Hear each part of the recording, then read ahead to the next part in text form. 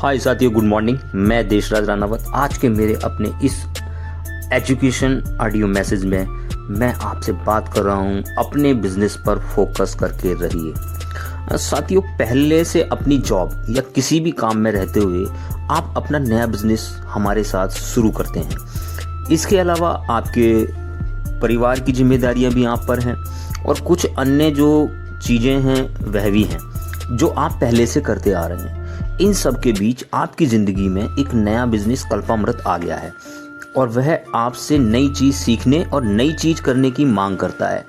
आप उनमें से कुछ चीज़ें पसंद नहीं कर रहे होंगे और उसके परिणाम भी शुरुआत में थोड़े ही मिल रहे होंगे।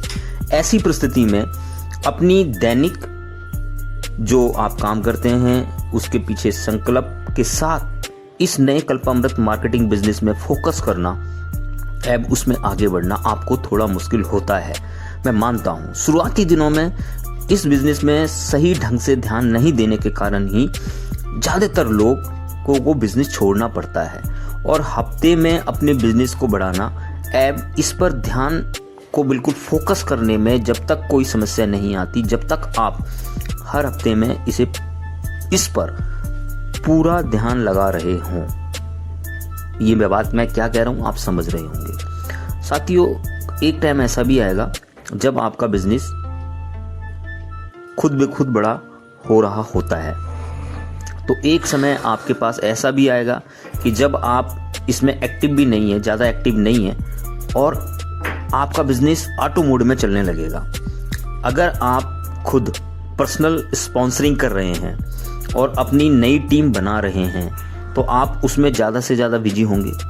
अन्यथा अगर ये नहीं कर रहे होंगे तो क्या होगा, आप खाली हैं। और जब आपने स्वयं को एक लीडर के रूप में इस बिजनेस में जब आप स्थापित कर लेते हैं तो आपके पास खाली समय हो जाता है। तो आप ज़्यादातर क्या करते हैं उस टाइम पे कि क्रॉस लाइन से या किसी दूसरी कंपनी के लोगों से, तथा बहुत सारे इस बिजनेस में ऐसे बुद्धिमान लोग हैं या सलाहकार हैं, सलाहकारों से आप बात करने लगते हैं ज़्यादातर। तो आपको कम समय में क्या है, ज़्यादा पैसा कमाने वाली कई स्कीम या तरीके आपको वो सुझाने लग जाते हैं और ये लोग धीरे धीरे आपके बिजनेस में आपको कम समय फिर लगाने देंगे, क्योंकि आप जब दूसरी कम समय में ज़्यादा पैसे कमाने वाली स्कीम्स में आप जब लग जाएंगे तो आपका इधर अपने बिजनेस पर फिर ध्यान जो है कम हो जाएगा और आप अपने बिजनेस में फिर फोकस करना कम कर देंगे। तो आपका बिजनेस फिर क्या होगा,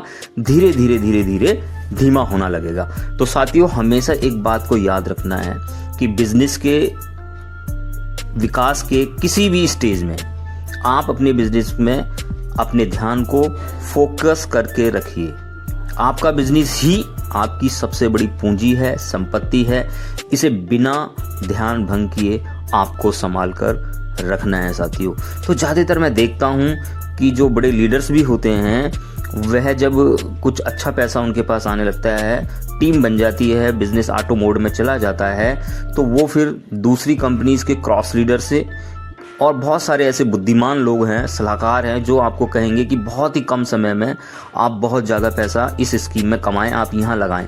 तो वो उधर अपने ध्यान को मूव कर लेते हैं। वो सोचते हैं कि यहाँ तो ये बिज़नेस चल ही रहा है।